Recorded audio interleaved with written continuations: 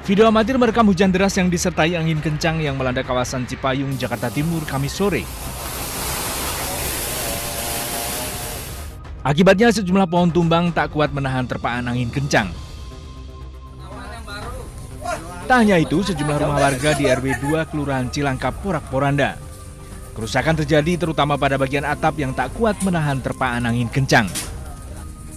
Warga meminta bantuan tim rescue pemadam kebakaran Jakarta Timur untuk mengevakuasi atap rumah yang rusak. Ya, ini tadi saat hujan deras, ada angin kencang juga, ada petir. Tiba-tiba seluruh atap rumah Pak Ahmad Hairudin, mantan ketua RW 2, itu terbang semuanya. Tapi tersangkut di ujung dinding lantai 2 rumahnya. Angin kencang menumbangkan sejumlah pohon di kawasan Cibubur, Jakarta Timur. Salah satunya di dekat lapangan futsal. Beruntung saat kejadian tidak ada warga yang sedang bermain di lapangan futsal. Warga diminta waspada dengan cuaca ekstrim yang kerap terjadi memasuki musim penghujan tiba. Dari Jakarta, Rio Manik, iNews melaporkan.